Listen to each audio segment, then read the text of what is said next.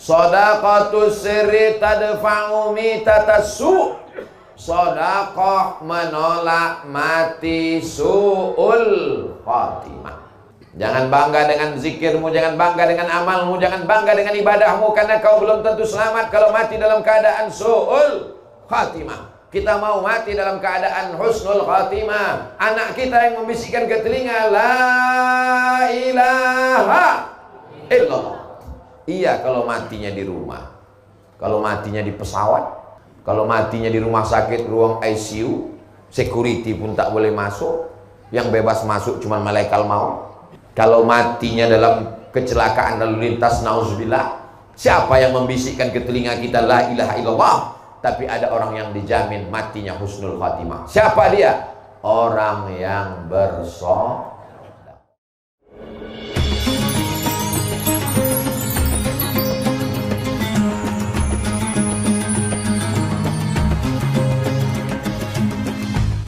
Bismillahirrahmanirrahim. Assalamualaikum warahmatullahi wabarakatuh. Alhamdulillah wassalatu wassalamu ala rasulillah wa ala alihi wa sahbihi wa man tabi'ahu wa mawalah.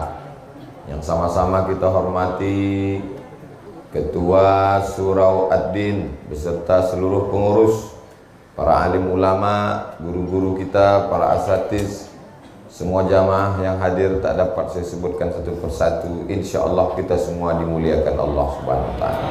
Amin ya rabbal alamin. Tema kita keutamaan infak dan sedekah. Kalau ada orang memasukkan duit ke kotak, itu namanya infak. Kalau ada orang melihat kotak itu dengan senyum, itu namanya sedekah. Karena sedekah itu umum.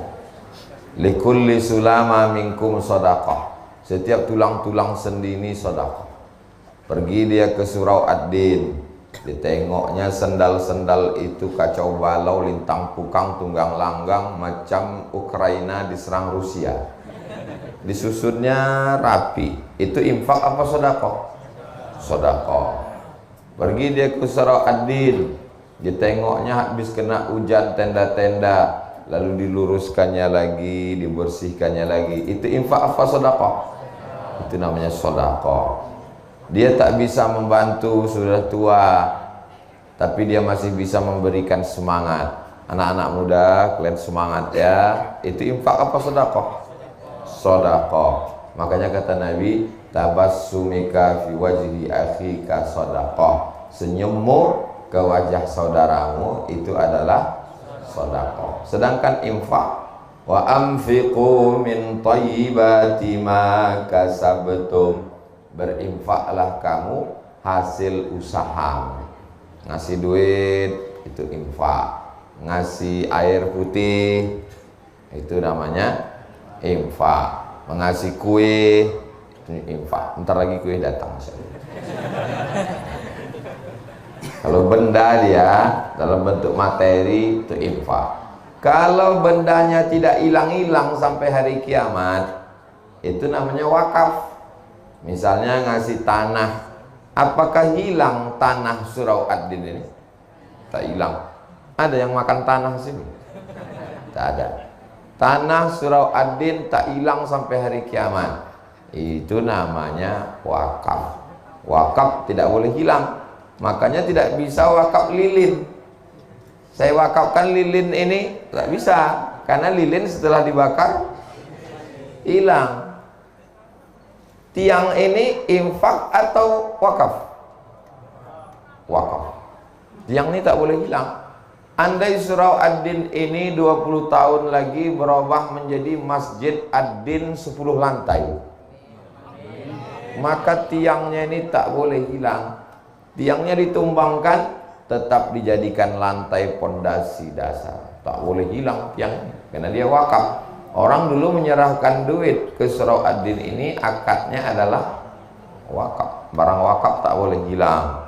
Jadi kalau ada renovasi masjid, semua yang ada di masjid itu mesti balik. Andai terpaksa mesti dijual, duitnya tetap balik lagi ke masjid, tak boleh hilang.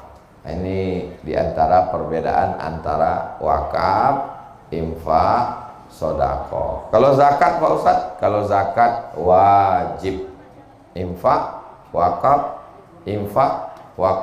sodako itu sunnah. Kalau zakat dia wajib dan ada haulnya setahun sekali dan ada nisabnya, ada batasnya. Kalau zakat, wakaf, infak tak ada batasnya.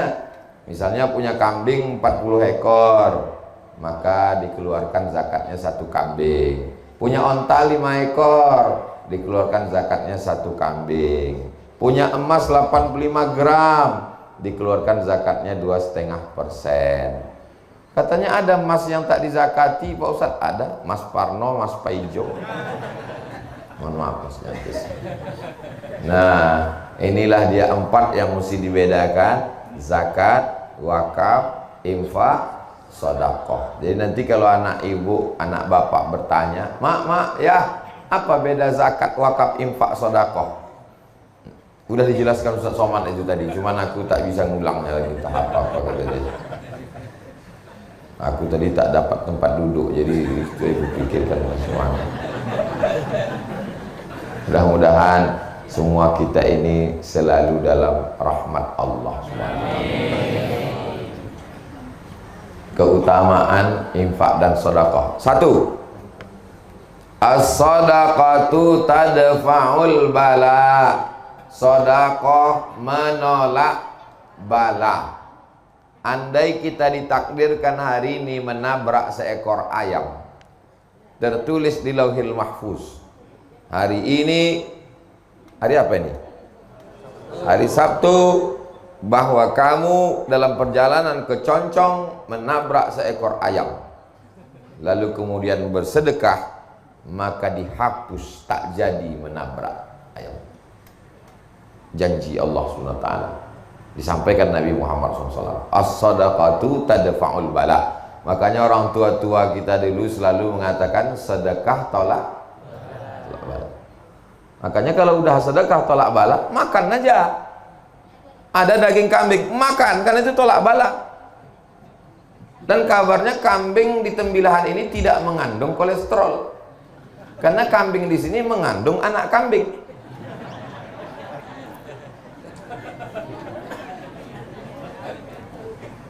Kita selalu minta tangannya begini, begitu tolak bala langsung berbalik. Allahumma dafa'anal ghala wal waba wal bala wal riba was suyufal mukhtalifata was syada'ida wal mihad. Menolak segala bala. Dia lupa ada satu lagi cara menolak bala adalah apa pula bersolawat. Solawat betul juga, tapi tema kita ini bersodakoh. Solawat bagus, tapi tema kita ini sedang bersodakoh. Kadang orang-orang pelit nih kalau begitu dibelok-belokkannya, biar tak keluar duit. Apa tak sanggup Allah Subhanahu wa Ta'ala menurunkan emas 3 ton di halaman surau Ad-Din ini? Innama amruhu idza arada syai'an ayakula lahu kun. Sanggup, mudah bagi Allah. Kenapa tak diturunkannya? Ujian. Ada orang diuji kakinya datang ke surau, buktinya lulus. Ini jamaah Tembilahan diuji kakinya untuk datang ke surau Ad-Din, becek-becek, hujan-hujan, pagi-pagi, dingin-dingin, lulus. Datang dia kemari. Sampai kemari di luar pula. Tak merajuk dia, tetap bertahan. Andai ada orang yang diuji telinganya mendengarkan ceramah, lulus. Tapi ketika diuji kantongnya, disitulah kumat penyakit asli. Jadi ini sedekah, infak ini adalah ujian dari Allah. Mudah-mudahan kita semuanya lulus ujian insyaallah. Jadi kalau mau dijauhkan dari segala matra bahaya bala. Anak saya kuliah di Jakarta, di Jogja, di Surabaya, di Medan, jauhkan dari bala Pak Ustadz, sedekah. Suami saya sedang di luar kota Pak Ustadz, doakan supaya jangan sampai dilarikan pelakor, sedekah. Istri saya cantik Pak Ustadz, takut dia dipelet orang, sedekah. Namanya sedekah tolak bala. Belum ada lagi tolak kuih, tak ada. Belum ada lagi tolak teh tarik, tak ada. Yang ada tuh tolak bala. Bagaimana cara menolak bala? Doa. Bagaimana cara menolak bala? Zikir. Bagaimana dengan cara menolak bala? Kata Nabi, idza ra'aitum, kalau kamu menengok ada bala, musibah datang, maka kata Nabi, fatasaddaqu, maka bersedekahlah kamu. Dulu orang-orang tua kita itu tak pakai dalil dia. Dimasaknya ayam, dimasaknya nasi, dimasaknya kue, diundangnya tetangga. Habis itu, mari kita berzikir, qul huwallah, qul huwal falaq, qul huwal nas, ayat kursi, afdhalu zikri fa'lam annahu la ilaha illallah. Apa acara ini, Pak? Sedekah tolak bala. Tak tahu dia dalil hadisnya, yang penting diamalkannya. Beda sama orang sekarang, tahu hadisnya, sering ngaji tapi tak pernah diamalkan. Itu maka orang dulu itu lebih berkah hidupnya. Alhamdulillah, orang-orang tembilahan ini suka bersedekah tolak bala. Itu maka tembilahan ini aman sampai hari kiamat insyaallah. Surau ad-din, din agama. Agama inilah yang menyelamatkan kita. Kalau mau selamat anak cucu kita, surau ad-din ini mesti besar. Ad-din, agamanya mesti selamat. Selamat, makanya doa selamat yang pertama, Allahumma inna nas'aluka salamatan fiddin, selamat dalam agama. Kaya, pejabat, duit banyak, ganteng, kalau agamanya tak selamat, neraka jahanam. Jadi baik kayu bakarnya neraka, tak ada gunanya hidup di dunia. Waquduhan nasu wal hijarah, bahan bakarnya neraka itu nas, manusia, wal hijarah, batu. Nas, manusia, orang kafir. Hijarah, batu, batu-batu berhala yang disembah.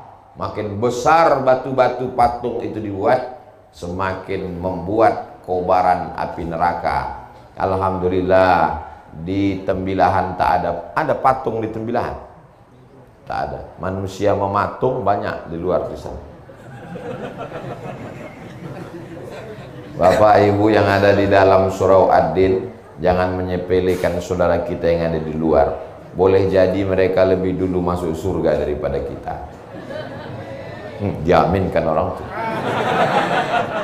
Awas Bapak Ibu. Subhanallah. Itu yang pertama. Yang kedua, kata Nabi SAW, Dawu mardakum bis sadaqah, obati orang yang sakit di antara kamu dengan sedekah. Dawu, obati, mardakum, orang yang sakit di antara kamu bis sadaqah, dengan sedekah. Datanglah orang menjumpai Imam Abdurrahman bin Mahdi ahli hadis. Lututku ini udah benanah 7 tahun, tak sehat-sehat. Tolonglah aku wahai Imam Abdurrahman bin Mahdi. Imam Abdurrahman bin Mahdi ingat hadis Nabi. Kata dia, kau sedekah. Sedekahnya gali sumur. Cari kampung yang tak ada sumurnya, gali sumur. Setelah digali sumur, kering nanah di lututnya itu sehat. Apa hubungan sumur dengan lutut bernanah? Ternyata orang kampung habis minum berdoa, ya Allah, balaslah kebaikan orang yang bersedekah sumur ini. Tak ada yang sulit bagi Allah Subhanahu wa ta'ala. Ada orang Saudi Arabia sakit, pergi ke Amerika, medical check up dari ujung rambut sampai ujung kaki. Kata dokternya, pulang ke rumah, makan enak, tidur enak. Nanti mana tahu Bapak Ibu di Tembilahan periksa di rumah sakit, kata dokter, pulang ke rumah, makan enak, tidur enak. Itu artinya malaikat maut sudah dari Rengat menuju Tembilahan. Sudah tak ada obatnya. Malaikat maut sudah di jalan. Kata dia, tak ada obatnya lagi nih, Bu, pulanglah. Ingat dia hadis Nabi, Dawu mardakum bis sadaqah. Pulang dia ke Saudi Arabia, sedekah, sedekah, sedekah, sedekah, sedekah. Habis itu dia berangkat lagi cek terakhir. Heran dokter itu, kau makan apa? Biasa.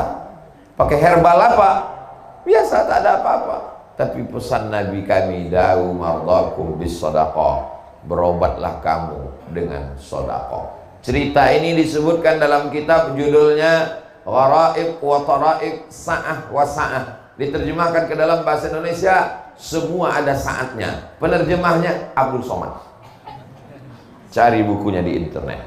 Semua ada saatnya. Abdul Somad. Buku itu bestseller, tebal. Bapak Ibu yang dimuliakan Allah SWT. Waktu saya sampaikan hadis ini di salah satu masjid, da'u mardakum bis sadaqah, obati orang yang sakit di antara kamu dengan sedekah. Datanglah bapak-bapak ke tempat parkir. Ustaz Somad, hadis yang Ustaz sampaikan tadi betul. Memang betul lah. Mana pula hadis palsu ku sampaikan? Saya mengalami sendiri Pak Ustaz. Gimana? Istri saya diponis dokter kena kista di dalam rahimnya sebesar duit logam. Kalau sudah kena kista, kista ini mesti dioperasi, dibuang sama-sama rahimnya. Kata dokter, ibu dalam rahimnya ada kista, mesti dibuang. Rahimnya hilang. Menangislah si ibu karena rahimnya hilang, tak bisa hamil lagi. Suaminya senyum. Ibu tuh ingat, yang lajang pula senyum, macam paham aja kalian. Ibu tuh ingat hadis Nabi, da'u mardakum bis sadaqah, obati yang sakit dengan sedekah. Dia pun bersedekah, diundangnya anak yatim, fakir miskin. Lalu kemudian dia cek lagi, rupanya kista itu mengerut, hilang. Kata dokter, ibu nggak perlu operasi, rahimnya sehat dan bisa hamil lagi. Ibu itu tersenyum, bapak itu pula menangis. Gagal. Ini hadis ini membahagiakan untuk ibu-ibu, tapi mengecewakan tuh bapak-bapak. Da'u mardakum bis sadaqah, obati orang yang sakit dengan sedekah. Ini tema subuh ini luar biasa ini. Kenapa saya heran? Kenapalah surah Ad-Din ini judulnya keutamaan infak dan sedekah? Lama saya berpikir, rupanya surau ini punya utang 130 juta. Jadi nanti saya tidak mau dapat kabar hebat pengajian di surau Ad-Din kemarin. Gimana? Sampai jamaahnya melimpah tak dapat tempat duduk. Itu apa beritanya, layar di luar tuh biru aja?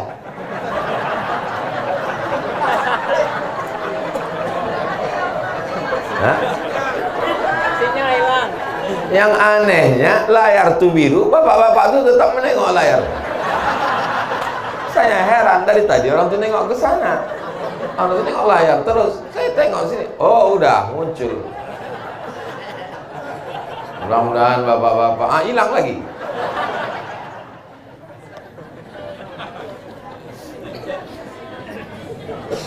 Bapak Ibu yang dimuliakan Allah Subhanahu wa taala. Kadang kita ceramah di masjid yang besar, megah, mewah, tapi jamaahnya tak ramah, tak ada senyum, mukanya ketat, orang-orang stres semua. Di surau Ad-Din ini kecil, tapi hati kita bahagia.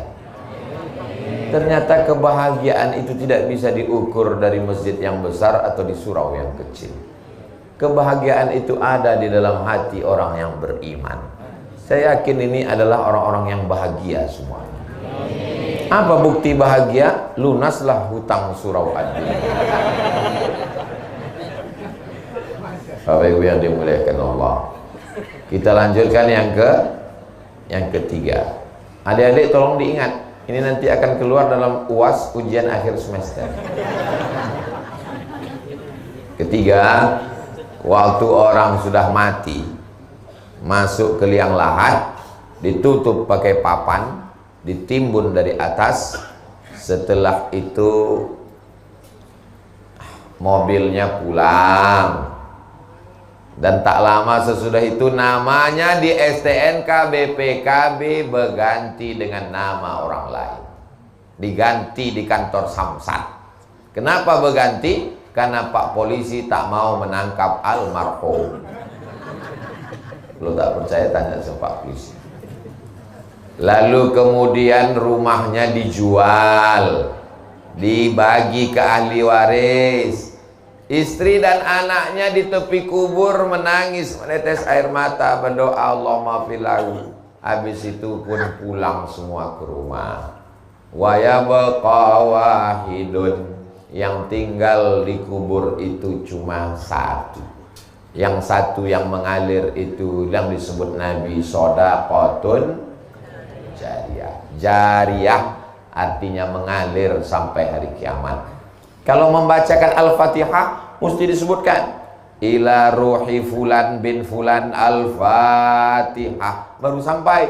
Tapi kalau untuk sedekah jariyah, siapa yang berwakaf tanah Surau Ad-Din nih, saya tak tahu namanya. Tapi dari mulai ayat yang saya baca jadi imam tadi, tausiah, zikir dan doa, mengalir pahalanya ke orang yang berwakaf Surau Ad-Din sampai hari kiamat. Zuhur, asar, maghrib, isya, i'tikaf, salat Ramadan, tarawih, mengalir. Itulah yang diingin-inginkan orang mati, mendapatkan pahala yang tak putus. Ibu-ibu masih ada wirid Yasin? Ada. Begitu pas, jangankan mati, maaf cakap, sedang halangan aja udah tak datang. Ibu anu kok nggak datang? Ya dia belum bisa datang. Kenapa? Anaknya masih kecil. Oh, ibu yang satu lagi anaknya kan udah besar. Anak yang besar tuh pula menitipkan anak kecil. Dulu tak datang wirid Yasin menjaga anak, sekarang tak datang wirid Yasin menjaga cucu. Belum lagi mati udah berhenti wirid Yasin. Tapi ada yang mengalir sampai hari kiamat. Itulah dia shadaqatun jariyah. Bapak ibu mau dapat amal mengalir sampai hari kiamat tak putus? Lunaskan hutang Surau Ad-Din. Ini memang iklan ini setiap 5 menit kali mesti diulang terus. Jadi ingat dia. Yang keempat, orang-orang mati itu ditanya sama Allah. Orang mati itu bisa tak ngomong? Tak bisa. Oh, jadi pas malaikat menanya, "Marrabbuka?" Tak bisa. "Man nabiyuka?" Tak bisa. "Ma kiblatuka?" Tak bisa. Orang mati itu bisa tak bicara? Bisa. Kenapa kita tak mendengar? Kalau sampai kita dengar, mati kita. Allah sayang sama kita. Mau kesini pula duluan infaknya. Saya sangka dari sana tadi, rupanya dari sini duluan.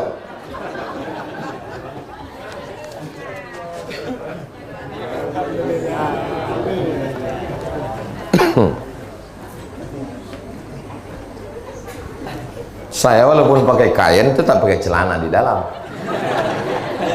Itu makan dompet saya di dalam. Orang-orang mati itu ditanya Allah Subhanahu wa ta'ala, "Hei mayat-mayat, jenazah-jenazah, maukah kalian hidup lagi?" Ditanya Allah Ta'ala. Apa kata orang mati itu menjawab? Jawabannya ada dalam Al-Quran. "Laula akhartani ila ajalin qarib." Tolonglah kasih aku hidup walaupun semenit saja. Kalau ku kasih kau hidup semenit, kau mau apa jenazah? Apa kata jenazah? Fa asaddaqa wa akum minas salihin. Ternyata jenazah itu jawabannya satu. Kalau kau kasih aku hidup ya Allah, aku mau bersedekah. Kenapa jenazah itu tak menjawab? Hidupkan aku mau haji. Hidupkan aku mau tahajud. Hidupkan aku mau kawin lagi. Hidupkan aku mau. Kenapa dia mau sedekah? Dikaji oleh para ulama. Karena pahala yang langsung mengalir ke kubur adalah pahala sedekah. Begitu meninggal, langsung mengalir kerannya ke kubur liang lahat. Orang-orang yang berwakaf surau ad-din ini, kalau hidup dia dimudahkan Allah segala urusannya. Kalau dia sudah meninggal, dilapangkan kuburnya sejauh mata memandang. Dijadikan makam liang lahatnya salah satu dari taman-taman surga. Dijauhkan kuburnya dari lubang-lubang neraka. Maka usahakan kalau bisa. Kalau tak bisa ya tak apa-apa. Saya kan ustadz, saya tidak bisa memaksa. Saya tidak bisa bawa pedang subuh ini lalu sedekah. Kalau tak sedekah aku pancung nanti. Oh, tak bisa. Ini ustadz radikal, kepala kau kena pukul. Ustadz itu artinya da'i. Da'i itu hanya mengajak. Saya mengajak Bapak Ibu, tak ada untungnya untuk saya. Kumpulkan duit Bapak Ibu, nanti akan saya bawa ke Pekanbaru untuk bangun pesantren saya. Abdul Somad tak begitu. Mengajak jamaah ngumpulkan duitnya untuk bangun pesantren Jil As-Salamah. Kumpulkan duit orang tembilahan, duitnya untuk membangun pesantren Hayatul Quran. Kumpulkan duit jamaah subuh untuk bayar utang surau ad-din. Bukan duit orang tembilahan dibawa ke Pekanbaru untuk membangun pesantren, menyelesaikan masjid Ustaz Somad. Bapak Ibu yang kaya-kaya yang ada duit mau menolong masjid ad-din, saya tak ada untungnya sama sekali. Dan kalau Bapak Ibu masuk neraka, saya juga tak ada ruginya sama sekali. Cuman kalau saya masuk surga nggak ada Bapak Ibu, rasanya nggak enak. Nggak ada lo, nggak rame guys. Orang beriman itu tidak egois. Orang beriman itu kalau masuk surga, dia tidak hanya sekedar jumpa bidadari, makan, minum, dah. Yang pertama dia tanya, kawanku di surau ad-din dulu mana? Kemana kawanku yang ada di surau ad-din dulu? Rupanya orang surau ad-din sudah masuk surga Jannatul Firdaus semua insyaallah. Sebagaimana kita bersama di surau ad-din, begitu juga lah nanti kita bersama Rasulullah sallallahu alaihi wasallam. Saya yakin dan percaya surau ad-din ini nanti ke depannya besar karena lapangannya masih luas, berubah menjadi, ini dekat dari masjid, jauh. Nah, kalau dekat dari masjid dia tak bisa dua masjid berdekatan Jumat kalau jamaahnya tak cukup, apalagi dalam mazhab Syafi'i yang ketat. Tapi kalau masjid jauh, nah ini dirubah nanti ke depan lebih besar, ada MDA-nya. Kalau tak bisa ke samping, ke atas. Kalau tanahnya luas, ke samping. Kalau tanahnya tak luas, naikkan bangunan ke atas. Di Pontianak, Kalimantan Barat, ada masjid Ustadz Lukman. Di pemukiman saudara kita Tionghoa, tak bisa lagi ke samping, dinaikkan ke atas. 6 lantai masjidnya. Bisa. Di lantai atasnya ada kantor, takut pula tersangkut di kipas. Di lantai atasnya ada hotel, dibuat hotel bintang 5. Di atas lantai atasnya ada ruang pertemuan convention hall. Di bawahnya masjid. Bisa saja, di Mesir banyak begitu. Di bawah masjid, di atasnya hotel, di atasnya kondominium, di atasnya apartemen. Bisa saja ke depan, di bawahnya masjid surau ad-din, di atasnya adalah hotel, di atasnya kantor. Hotelnya hotel syariah. Sehingga Ustaz Somad nanti kalau ceramah ke tembilahan, ustadz-ustadz yang datang dari Pekanbaru, dari Banjarmasin, dari Banjarbaru, yang datang ke tembilahan, dia tidak lagi tinggal di hotel, tapi tinggalnya di hotel syariah di atas surau ad-din insyaallah. Amin. Kira-kira Ustaz Somad dapat tak amal jariahnya? Dari bunyinya macam-macam tak setuju. Bapak Ibu yang dimuliakan Allah, saya datang ke surau ad-din ini menumpang tuah. Kalau kata orang Melayu, menumpang tuah. Yang bertuah itu orang surau Ad-Din. Datang saya menumpang tuah, sehingga kalau mengamal amal jariah dapat setetes dari Jilus Salama, dapat setetes dari surau Ad-Din, dapat setetes. Tah dari mana amal jariah mengalir itu? Mana kita tahu? Kita tak tahu tah mana doa orang-orang yang soleh, yang ikhlas ini yang menembus pintu langit sehingga kita masuk ke dalam surga Allah. Makanya jangan kita zolimi orang, jangan aniaya orang, jangan susahkan orang. Termasuk ceramah jangan panjang-panjang. Udah tahu orang tegak berdiri, panjang-panjang ceramah, tak didoakan orang nanti. Iya kan, Bo? Iya kata Ibu tuh. Makanya Ustadz Junaidi tadi udah dibatasinya 6.15 selesai. Supaya apa? Supaya bapak ibu yang di luar, yang basah kena hujan, dia tahu, ditengoknya handphone. Oh, jangan kita bubar, 5 menit lagi, sabar-sabar. Kalau banyak orang ceramah sekarang tak tahu selesainya entah jam berapa. Akhirnya langsung dia update status, kapan berakhir penderitaan ini. Berikutnya yang ke memang kalau belum sarapan nih susah ingat memang. Berikutnya yang kelima. Yang kelima, Bu. Nah, setelah kita masuk ke liang lahat, mengalir dapat amal jariah, akhirnya ditiupkan sangkakala. Waktu ditiupkan sangkakala, bangkit kita dari kubur. Idza sama'un fatarat, langit terbelah. Wa idzal kawakibun tasarat, planet bertabrakan. Wa idzal biharu fujjirat, air laut naik ke darat. Wa idzal quburu bu'athirat, semua yang dikubur dibangkitkan. Bangkitlah kita semua dari kubur. Tidak ada atap, tidak ada tenda. Tukang penyewaan tenda pun mati tak bawa tenda.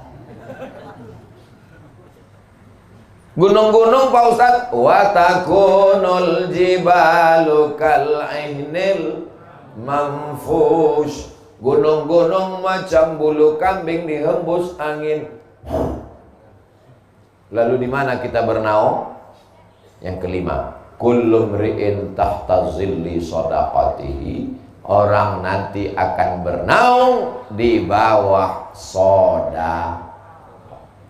Jadi kalau ada di antara bapak ibu yang bersedekah 50 juta, utang 130, dikasihnya 50, itu nanti di padang mahsyar atapnya itu terbuat dari beton. 30 juta itu betonnya setebal inilah. Dia santai. Pas santai, itu yang santai itu siapa? Itulah orang Tembilahan itu. Yang kaya itu. Kalau yang bersedekah 10.000 Pak Ustadz, payung lah. Datang angin kencang naik dia ke atas. Kalau yang 5.000 Pak Ustadz, kardus. Kalau yang 2.000 Pak Ustadz, koran. Kalau ada yang mau masukkan tadi ke kresek tadi 2.000, nah nanti nampak tuh di akhirat. Nah itu tadi itu. Kullu mri'in tahta zilli shadaqatihi, semua orang akan bernaung, berlindung, beratap di bawah ada yang tenggelam dengan keringatnya sampai ke lutut, ada yang tenggelam karena keringatnya sampai ke pinggang, ada yang tenggelam karena keringatnya sampai ke leher. Kepanasan di padang mahsyar. Datang mereka menghadap ke Nabi Adam. Adam, tolong menghadap Allah, kami tak tahan lama-lama menunggu. Kata Adam, aku tak sanggup menghadap Allah, aku malu. Dulu kata Allah, jangan makan buah kuldi, ku makan juga. Datang mereka menghadap ke Nabi Nuh. Kata Nabi Nuh, aku malu menghadap Allah, karena anakku Kan'an mati tenggelam kafir. Mereka datang menghadap ke Nabi Isa. Kata Nabi Isa, aku malu. Mereka membuat patung menyembah aku. Akhirnya mereka datang kepada Sayyidina wa Maulana wa Syafi'ina wa Zuhrina wa Qurrati a'yunina Muhammad sallallahu alaihi wasallam. Itulah mengapa kita generasi yang terakhir, kalau bahasa tembilahannya last edition. Kita memang umat yang terakhir, umat yang paling kecil, umat yang paling pendek, umurnya paling singkat, tapi kita lebih dulu masuk surga. Kenapa? Karena Nabi kita lah yang berani menghadap Allah Subhanahu wa ta'ala. Jadi selama beribu tahun di padang mahsyar itu, siapa yang menyelamatkan kita? Di mana kita bernaung? Kata Nabi, kullu mri'in tahta zilli shadaqatihi. Setiap orang bernaung di bawah sedekahnya. Beruntungnya orang yang membangun surau Ad-Din ini. Maka nanti ketika kamu menghadap Allah di padang mahsyar, dia di bawah naungan sedekahnya. Bertuahnya orang yang bersedekah subuh ini, maka ketika nanti di padang mahsyar dia bernaung di bawah sedekahnya, insya Allah. Berikutnya yang keenam. Yang keenam itu adalah kata Nabi Shallallahu Alaihi Wasallam, ma min muslimin yusbihu. Kalau ada orang Islam yang nyawanya sampai subuh, kita nyawa kita sampai tak subuh nih? Karena sampai inilah kita hidup. Kalau tak sampai udah mati kita tadi malam. Datang saya melayat jenazah. Gimana suami ibu malam tadi? Malam tadi dia tidur Pak Ustadz, nonton TV, megang handphone. Sebelum itu cerita-cerita kami sempat ketawa-ketawa. Terus pas jam 3 tuh kami biasa tahajud. Saya bangun nih dia, bang tahajud. Saya pegang pipinya dingin. Rupanya udah meninggal jam 1 tuh Pak Ustaz. Biasanya yang mati mendadak itu kena serangan jantung. Jantung ini kan asal berhenti jantung tuh berdegup, mati. Mana pernah kita dengar si anu meninggal kenapa? Kena kurap. Mana ada? Saya serius ini.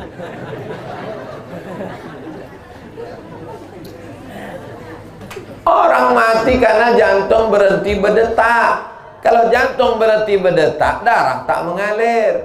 Kalau darah tak mengalir ke otak, semua organ tubuh ini mati. Bensinnya tak jalan. Habis, mati, selesai.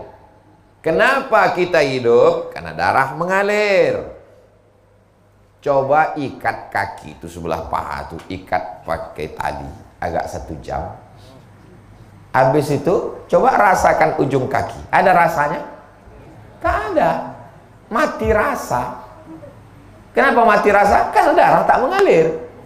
Kenapa darah tak mengalir? Karena diikat pakai tali. Begitulah kalau seluruh badan kita ini darah tak mengalir, mati. Kenapa darah mengalir? Karena jantung menyemburkan darah. Dokter hanya bisa menjawab sampai di situ. Kenapa orang hidup? Karena jantung menyemburkan darah. Kenapa jantung bergerak? Tak bisa menjawab. Kenapa jantung bergerak? Yang bisa menjawab itu hanya orang yang berakidah, bertauhid. Karena Allah meniupkan ruh. Ketika ruh itu dicabut, maka jantung pun berhenti berdetak. Dan berubahlah darah menjadi nanah. Darah itu berubah menjadi nanah, daging membusuk, biji mata keluar mengelupas, rambut yang selama ini habis 30% anggaran belanja untuk beli sampo. Habis, rambut mengelupas dari kepala, usus membusuk, pecah. Dan cacing datang menyerang. Apa kata cacing? Brownies sudah siap. Akhirnya kita hanya setumpuk daging busuk yang akan menjadi santapan cacing tanah. Alhamdulillah subuh ini kita hidup. Dan tadi kita katakan alhamdulillahilladzi ahyana ba'dama amatana wa ilaihi nusyur. Siapa yang hidup subuh, dikirim Allah 2 malaikat.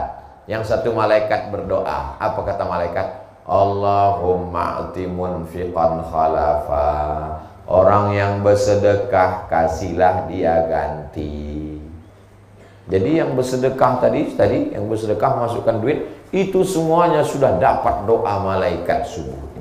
Maka nanti digalakkan, digiatkan sedekah subuh Masjid Surau Ad-Din. Bapak Ibu setuju? Gimana kabar Surau Ad-Din? Ustadz Junaidi, alhamdulillah Ustadz Somad, sejak Ustadz galakkan sedekah subuh, makin berkurang jamaah subuh. Janganlah gara-gara itu tak ke surau. Karena kita mau mendapatkan doa malaikat ini. Lalu Pak Ustadz, kalau yang nggak bersedekah gimana Pak Ustadz? Allah tuh adil. Yang nggak bersedekah dikirim Allah malaikat satu lagi. Berdoa juga, didoakan juga. Bunyi doanya, Allahumma ati mumsikan talafa. Yang tak bersedekah binasakanlah dia. Jadi yang tak bersedekah tadi, yang waktu kok kresek lewat dia pura-pura khusyuk mendengar pengajian. Saya terus tahu tak bisa membela, kalian tengok aja lah nanti sampai sore.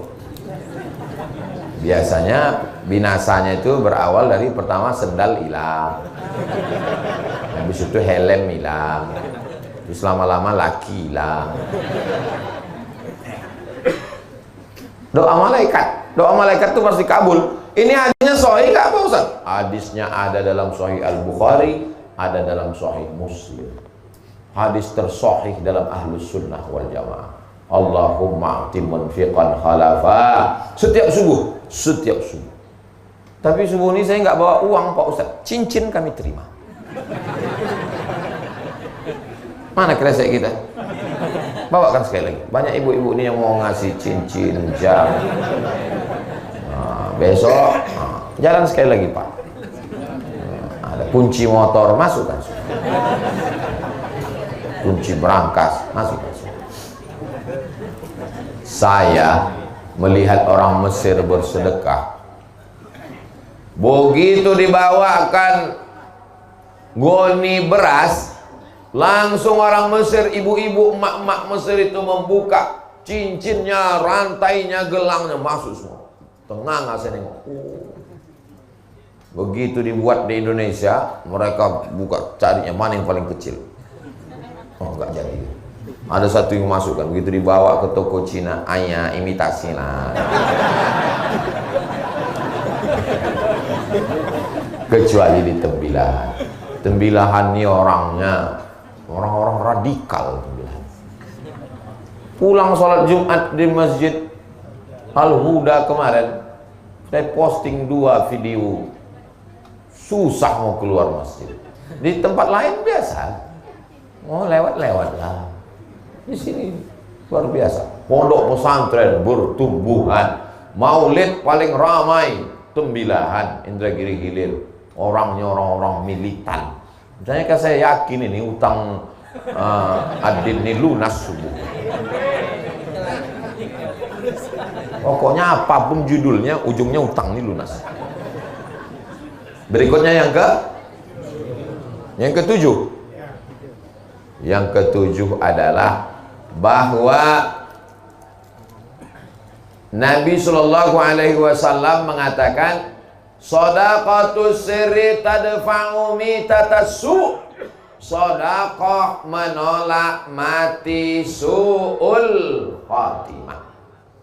Jangan bangga dengan zikirmu, jangan bangga dengan amalmu, jangan bangga dengan ibadahmu, karena kau belum tentu selamat kalau mati dalam keadaan su'ul khatimah. Kita mau mati dalam keadaan husnul khatimah. Anak kita yang membisikkan ke telinga, la ilaha illallah. Iya kalau matinya di rumah. Kalau matinya di pesawat, kalau matinya di rumah sakit, ruang ICU, security pun tak boleh masuk. Yang bebas masuk cuma malaikat maut. Kalau matinya dalam kecelakaan lalu lintas, nauzubillah, siapa yang membisikkan ke telinga kita la ilaha illallah, tapi ada orang yang dijamin matinya husnul khatimah. Siapa dia? Orang yang bersedekah. Yang bersedekah untuk hutang Surau Ad-Din ini. Ini semuanya mati husnul khatimah. Yang 100.000 husnul khatimah. Yang 50.000 husnul khatimah, yang 2.000 setengah-setengah.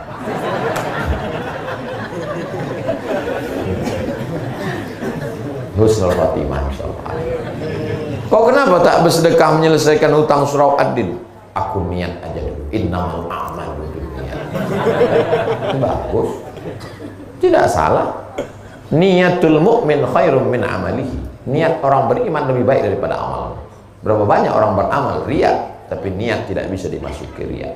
Pas dia mau masuk surga, tanya sama malaikat, aku masuk. Kata malaikat, kami berniat aja dulu mau masuk engkau. Untuk sementara kau di neraka jahanam aja dulu. Ada pintu surga itu namanya babus sholat, untuk orang yang banyak tahajud. Ada pintu surga itu namanya babul jihad, untuk yang mati melawan Belanda, jihad fisabilillah. Ada pintu surga itu namanya babul kauziminal ghaiz, karena mampu menahan amarah. Ada pintu surga itu namanya babus shadaqah, itu yang ke-8. Yang ke-8, keutamaan adalah masuk surga dari pintu babus shadaqah. Dan yang akan masuk ke pintu surga dari babus shadaqah itu adalah jamaah dari surau ad-din. Masuklah Abu Bakar Siddiq dari babus shadaqah. Ditanya sama malaikat, Abu Bakar Siddiq masuk dari babus shadaqah, siap. Berapa sedekahnya? Abu Bakar Siddiq waktu hijrah, ayahnya namanya Abu Quhafah. Siapa nama ayahnya? Abu Quhafah. Abu Quhafah tak Islam. Marah dia. Asma itu nama anak Abu Bakar. Asma, yaitu mana emas Abu Bakar? Emas Abu Bakar ada tuh. Mana emasnya? Aku curiga emasnya sudah dibawa pergi sama Muhammad. Ada tuh. Mana emasnya? Datang Asma, dimasukkannya batu ke dalam kain. Ini dia tuh, dipegang. Abu Quhafah ini buta. Pegang. Oh, masih ada. Padahal emas itu sudah habis untuk hijrah bersama Rasulullah SAW. Abu Bakar masuk surga dari babul, walaupun dari pintu mana dia masuk terserah, tapi dari babus shadaqah dia masuk. Berapa sedekah dia? Sebesar batu. Kira-kira kalau emas sebesar batu itu berapa gram itu? 1 kilo lah paling tidak. Lalu bagaimana dengan Utsman bin Affan? Utsman bin Affan mewakafkan hartanya fisabilillah bermiliar-miliar kalau dihitung sekarang. Tiba-tiba ada satu orang dari Tembilahan mau masuk surga dari babus shadaqah. Ditanya malaikat, apa yang kau berikan? Aku ikut melunasi hutang surau ad-din. Kata malaikat, masuklah. Cuman nomor antriannya agak panjang sih. Tak apa-apa, yang penting masuk surga. Daripada STJ, status tak jelas. Semua kita ini pasti masuk surga. Man qala la ilaha illallah Muhammadur Rasulullah dakhala jannah. Siapa yang mengucapkan la ilaha illallah Muhammadur Rasulullah masuk surga.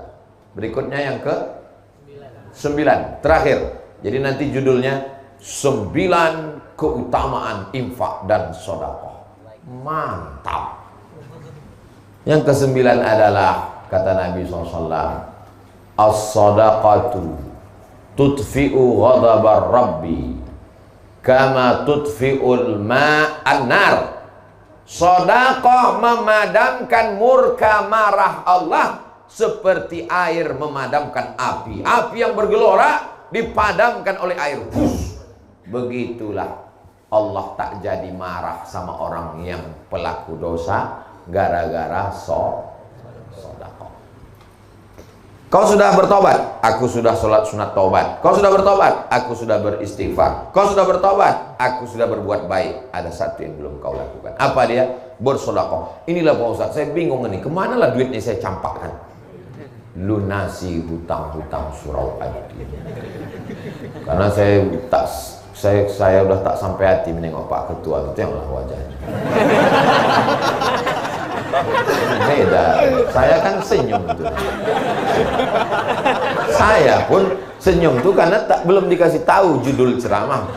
Seandainya waktu dipoto itu dikasih tahu utang surau Ad-Din 130, mungkin saya tak sanggup juga senyum.